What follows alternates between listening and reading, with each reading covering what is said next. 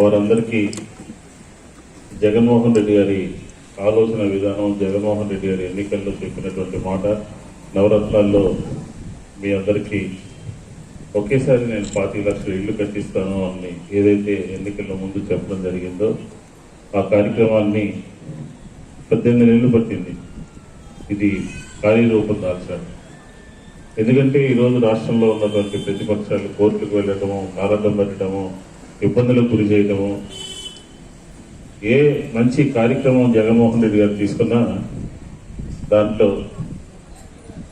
ప్రజలకి చేరువు కాకుండా చేసేదానికి ఈ రాష్ట్రంలో ఉన్నటువంటి ప్రతిపక్షాలన్నీ కూడా తయారైంది. సరే, ఆ గోళంతో మనం పక్కన పెట్టి ఈరోజు ఒక విజయవాడ నగరంలోనే దాదాపుగా 1,00,000 మందికి, విజయవాడ సెంట్రల్ నియోజకవర్గంలో దాదాపుగా 30,000 మందికి మనం ఈరోజు ఇళ్ల పట్టాలు ఇచ్చేటటువంటి కార్యక్రమానికి శ్రీకారం చుట్టాము అని చెప్పి ఈ సందర్భంగా సవినయంగా మీ అందరి దృష్టికి తీసుకొస్తా ఉన్నాం. అది నగరం చాలా కాంపాక్ట్గా తయారైపోయింది.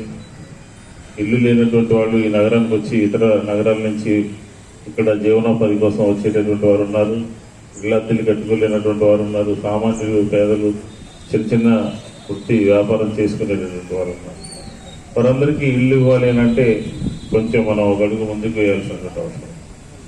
ఇదే నూజివీడు రోడ్లో ఆ పక్కనే ఉన్నటువంటి నొన్నలో కానివ్వండి, కొంచెం ముందుకెళ్తే ఉన్నటువంటి సూరంపల్లి కానివ్వండి, అలాగే వెదురుపావులు కానీ, కొండపావులు కానీ, ఆయా ప్రాంతాలకు సంబంధించినటువంటి భూమిని ఈరోజు ఒకేసారి సెంట్రల్ నియోజకవర్గంలో ఉన్నటువంటి పేదలందరినీ గుర్తించి 432 ఎకరాల్లో 10 లేఅవుట్ నిర్మాణం చేపట్టుకుని 173 కోట్ల రూపాయలు డబ్బులు చెల్లించినటువంటి ప్రభుత్వం వైఎస్ఆర్ కాంగ్రెస్ పార్టీ ప్రభుత్వం, జగన్మోహన్ రెడ్డి గారి ప్రభుత్వం అని చెప్పి ఈ సందర్భంగా నిర్మాణం చేసుకుంటున్నాను.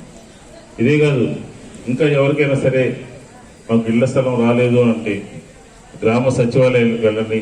ఆ గ్రామ సచివాలయం ద్వారా గుర్తించబడి ప్రతి 3 నెలలకి ఒకసారి మీకు ఇవ్వడం జరుగుతుంది అని చెప్పని ఈ సందర్భంగా మనం చేసుకుంటాం. దీంతోపాటు అక్కడ ఉన్నటువంటి 30,000 మందికి సంబంధించి ప్రతి ఒక్కరికి కూడా కేంద్రం, రాష్ట్రం రెండూ కలిసి 1,80,000 రూపాయలు ఆల్రెడీ 409 కోట్ల రూపాయలని మంజూరు చేయడం జరిగింది అని చెప్పిన విషయాన్ని కూడా మీ సవినయంగా మీ దృష్టి తీసుకొస్తాం. అంటే ఒక ఇల్లు నిర్మించాలి అంటే మామూలుగా ముఖ్యమంత్రి గారు చెప్పినటువంటి నిర్ణయం తీసుకున్నటువంటి దాంట్లో 1,80,000 రూపాయలు మీ అందరికీ కూడా ఉచితంగా ఇవ్వడం జరుగుతుంది. ఇంకా దాని మీద ఏదైనా కాస్త కోస్త వేసుకుని మీరు ఇంకా కట్టుకోవాలంటే అంత మీ ఇష్టం. 3 ఆప్షన్లు ఇవ్వడం జరిగింది. కాబట్టి ఇళ్ల స్థలం ఉచితంగా, ఇల్లు కట్టుకోవడానికి 1,80,000 ఉచితంగా, అలాగే మౌలిక సదుపాయాల కోసం ఒక్కొక్క ఇంటికి సంబంధించి మౌలిక సదుపాయాల కోసం 60,000 రూపాయలని ఈరోజు ఆల్రెడీ 136 కోట్ల రూపాయలు ఈ ఇళ్ల నిర్మాణానికి సంబంధించి ఏ ప్రాంతాల్లో లేఅవుట్లు ఉంటాయో ఆ ప్రాంతాల్లో రోడ్లు కానీ, మంచినీరు కానీ, విద్యుత్ శక్తి కానీ, అలాగే కమ్యూనిటీ హాల్స్ కానీ, విలేజ్ క్లినిక్లు కానీ వాటన్నిటికీ కూడా కేటాయించడం జరిగింది అని చెప్పిన విషయాన్ని కూడా మరొకసారి మీ అందరి దృష్టికి తీసుకొస్తాను. దాదాపుగా 22,000కు సంబంధించినటువంటి నియోజకవర్గాన్ని 2 భాగాలుగా మనం చూసుకున్నాం. ఒకటేమో సింగనగర్ ఇటుపక్క దగ్గరలో ఉన్నటువంటి ఈ ప్రాంతంలోని, అలాగే 1వ డివిజను, 42వ డివిజను, 5వ డివిజను, 19, 20, 46, 44, 43, 45 ఒక 7-8 డివిజన్లకు సంబంధించి ఇవన్నీ కూడా ఇటుపక్క ప్రాంతంలో ఉన్నటువంటి వారందరికీ కూడా అమరావతిలో అంటే మన బ్యారేజ్ అవతల రైట్ సైడ్ ఉన్నటువంటి ప్రాంతంలో దాదాపుగా 7,000 మందికి అక్కడ ఇళ్ల స్థలాన్ని కేటాయించడం జరిగింది. వారందరికీ కూడా కొద్ది రోజుల్లో అర్హులైనటువంటి అర్హత పత్రాలు ఇచ్చే కార్యక్రమాన్ని తీసుకోవడం జరిగింది. కోర్టు చిన్న చిన్న ఇష్యూస్ ఉన్నాయి, అవన్నీ కూడా ఒక 1-2 నెలలోపు వాళ్ళందరికీ తిరిగి మళ్ళీ ఆ లేఅవుట్లో తీసుకునే వాళ్ళ స్థలాన్ని కూడా వాళ్ళకి చూపించి ఇవ్వడం జరుగుతుంది అని చెప్పిన కూడా ఈ సందర్భంగా నేను మనం చేసుకుంటున్నాను. ఇదే కాదు, ప్రతి విషయంలోనూ ఉదాహరణకి అసలు స్థలం ఉండి కట్టుకోలేనటువంటి వాళ్ళు ఎవరైనా ఉన్నారంటే వాళ్ళకు సంబంధించినటువంటి వారికి ఈ ప్రభుత్వం వచ్చిన తర్వాత దాదాపుగా 500 మందికి 5 కోట్ల రూపాయలు వాళ్ళ అకౌంట్లో 18 నెలలు క్రితం అన్నమాట. అవన్నీ కూడా గత ప్రభుత్వ హయాంలో ఉన్నటువంటి బకాయిలు ఈ ప్రభుత్వం వచ్చిన తర్వాత 500 మందికి 5 కోట్ల రూపాయలని మనం నిధుల్ని వాళ్ళ అకౌంట్లో జమ చేయడం జరిగింది అని చెప్పి ఈ సందర్భంగా తెలియజేసుకుంటారు. అంటే ఇల్లు లేనటువంటి వాళ్ళకేమో స్థలం ఉచితంగా, ఇల్లు కట్టుకోవడానికి ఉచితంగా ఇవ్వటము, ఇల్లు ఉన్నటువంటి వాళ్ళకి 2.5 లక్షల రూపాయల దాకా ఉచితంగా ఇవ్వటము, అలాగే రెగ్యులరైజేషన్ చేయటం.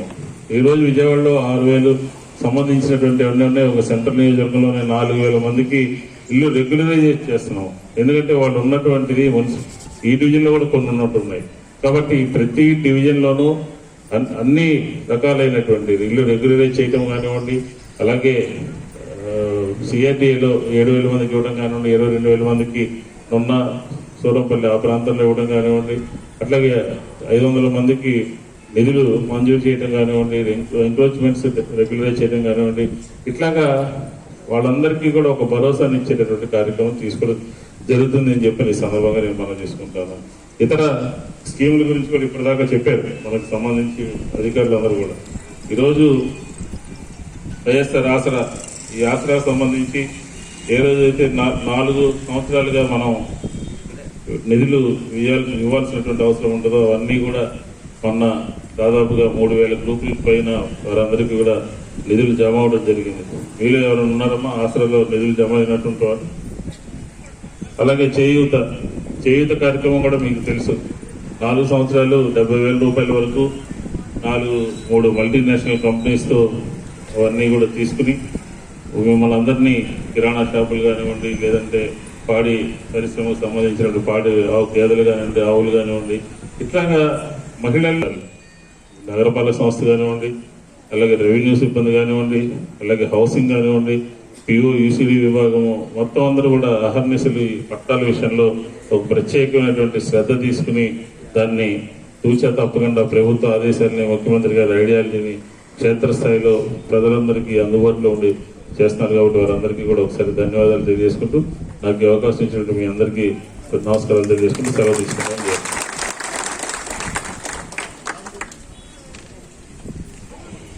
గౌరవ శాసనసభ్యులు మల్లాది విష్ణు గారికి ధన్యవాదములు.